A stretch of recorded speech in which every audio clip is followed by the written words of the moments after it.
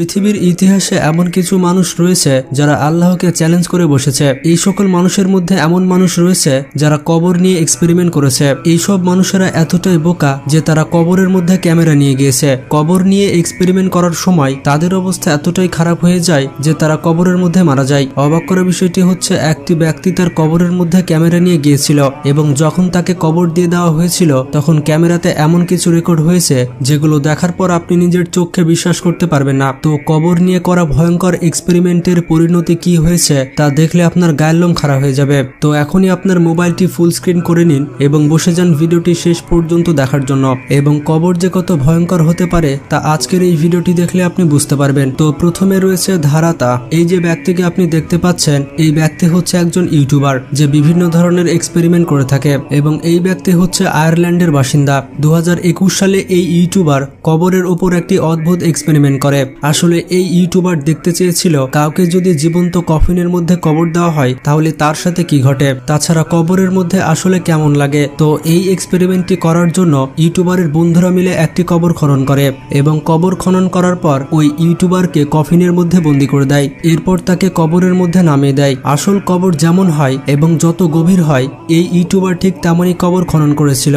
এই ইউটিউবারকে তেমনভাবে দাফন করা হয়েছিল যেমনভাবে একটি মৃত ব্যক্তিকে দাফন করা হয়ে থাকে। মজার ব্যাপারটি হচ্ছে, এই ইউটিউবার কবরের মধ্যে তার সাথে ক্যামেরাও নিয়ে গিয়েছিল যাতে করে সে কবরের মধ্যে সবকিছু ভিডিও করতে পারে। কবরের মধ্যে এই ব্যক্তি দুইটি জায়গাতে ক্যামেরা সেট করে দেয়। এরপর এই ব্যক্তি কবর থেকে বের হয়ে আসার জন্য একটি স্পেশাল টেকনিক অনুসরণ করতে থাকে এবং তার উপরে যে কফিন রয়েছে সেই কফিনকে হাত দিয়ে হিট করতে থাকে। কবরের মধ্যে এই ব্যক্তি খুবই মজাতে ছিল, এমনকি সে স্যান্ডউইচ খাচ্ছিল। এর পাশাপাশি এই ইউটিউবার তার বন্ধুদের সাথে কমিউনিকেট করতে থাকে। তো এরপর যখন কিছু সময় পার হয় তখন কবরের মধ্যে তাকে আস্তে আস্তে ঠান্ডা লাগতে শুরু করে, কারণ এই ব্যক্তির চারপাশের মাটিতে পানি জমতে শুরু করেছিল। এরপর এই ইউটিউবার ভয় পেতে শুরু করে এবং কফিন থেকে বের হয়ে আসার জন্য চেষ্টা করে। এই ইউটিউবার কফিনের ওপরের অংশকে হাত দিয়ে হিট করতে থাকে। এর ফলে ওপরের যে অংশ রয়েছে সেটি নিচের দিকে নেমে আসতে থাকে। কবরের মধ্যে তার জন্য আস্তে আস্তে জায়গা ছোট হয়ে আসছিল। অবাক করা বিষয়টি হচ্ছে, হঠাৎ করে এই কফিনটি ভেঙে যায় এবং কবরের ওপরে যত মাটি ছিল তা এই ব্যক্তির উপরে পড়ে যায়। যখন কবরটি ধসে গিয়েছিল তখন তার বন্ধুরা তাড়াতাড়ি করে তাকে খুঁড়তে শুরু করে দেয়। এতটুকু সময়ের মধ্যে এই ইউটিউবারের অবস্থা পুরোপুরি খারাপ হয়ে যায়। কয়েক মিনিটের মধ্যে তার বন্ধুরা তাকে কবর থেকে বের করে আনে। যদি এই ইউটিউবারকে বের করে আনতে আর কয়েক মিনিট দেরি হতো তাহলে এই ইউটিউবার কবরের মধ্যে মারা যেত। কবর থেকে বের হয়ে আসার পর এই ইউটিউবার বুঝতে পারে যে কবর কোনো খেলার জায়গা নয়। তো এরপরে রয়েছে জো বারাস। এই ব্যক্তি একজন ম্যাজিশিয়ান ছিল যে 1990 সালে কবর নিয়ে একটি জাদু দেখায়। এই ম্যাজিশিয়ান ক্যালিফোর্নিয়ার একটি পার্কে সাধারণ মানুষকে এক জায়গায় করেছিল যাতে করে এই ম্যাজিশিয়ান মানুষকে তার জাদু দেখাতে পারে।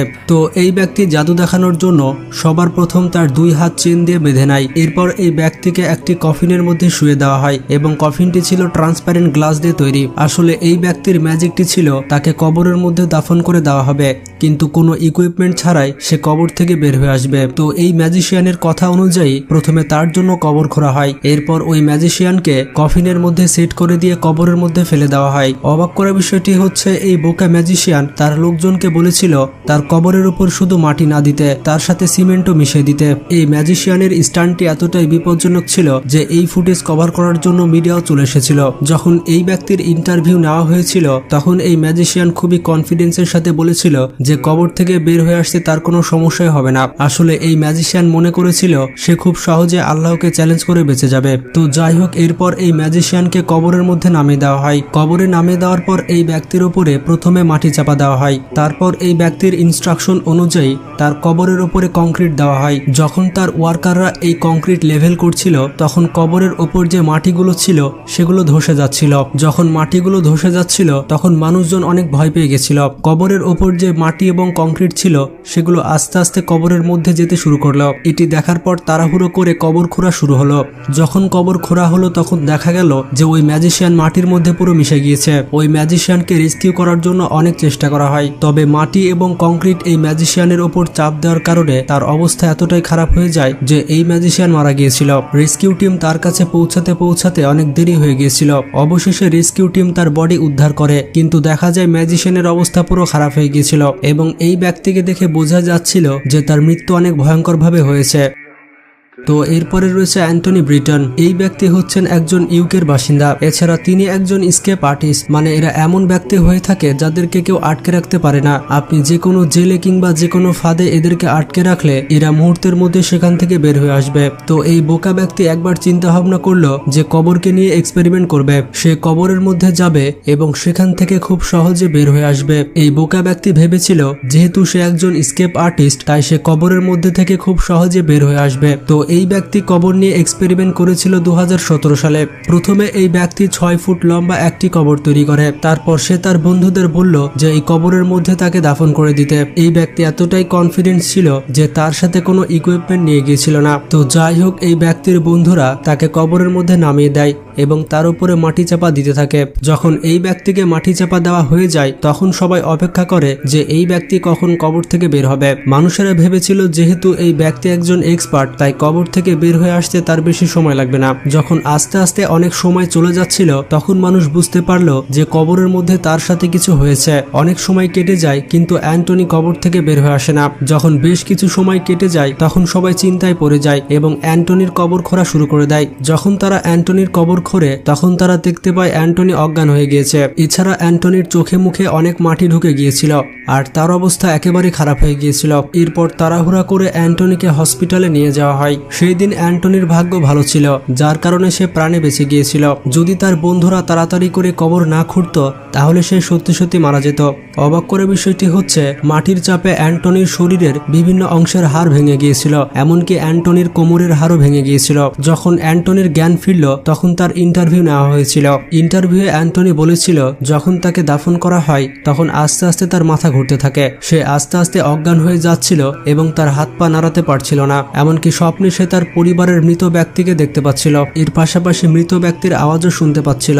এরপরে রয়েছে অ্যালান রাবিন। এই ব্যক্তি একজন ইংল্যান্ডের বাসিন্দা ছিলেন। 1940-এর দশকে এই ব্যক্তি একজন ফেমাস ম্যাজিশিয়ান ছিলেন। 1949 সালে এই ব্যক্তি দাবি করে যে সে তার 2 হাত বেঁধে কবরে নামবে এবং কবর থেকে বের হয়ে আসবে। সবার প্রথমে এই ব্যক্তির 2 হাতকে বেঁধে দেওয়া হয়। এরপর তাকে কবরের মধ্যে নামিয়ে দেওয়া হয়। তাকে যে কবরের মধ্যে নামানো হয়েছিল সেই কবরটি 6 ফুট গভীর ছিল। তো যাই হোক, তাকে কবরে নামানোর পরে তাকে মাটি চাপা দিয়ে দেওয়া হয়।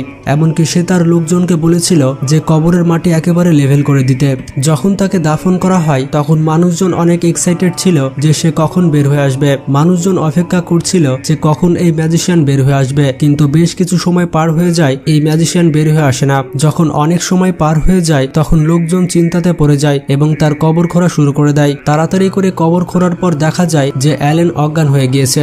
তাকে তাড়াতাড়ি কবর থেকে বের করা হয়। এরপর দেখা যায় তার অবস্থা খুবই খারাপ হয়ে গিয়েছে। তার সাথীরা তাকে খুব তাড়াতাড়ি বের করে নিয়েছিল, যার কারণে এই ম্যাজিশিয়ান সেদিন প্রাণে বেঁচে গিয়েছিল।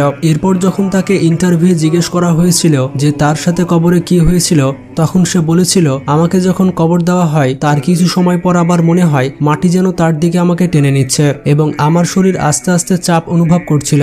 কবরের মধ্যে মাটি এতটাই টাইট হয়ে গিয়েছিল যে সে তার হাতও নড়াতে পারছিল না। এই ম্যাজিশিয়ান 2014 সাল পর্যন্ত জীবিত ছিল। এরপর তিনি মারা যান এবং সে তার জীবনে কখনোই কবর নিয়ে দ্বিতীয়বার এক্সপেরিমেন্ট করেনি।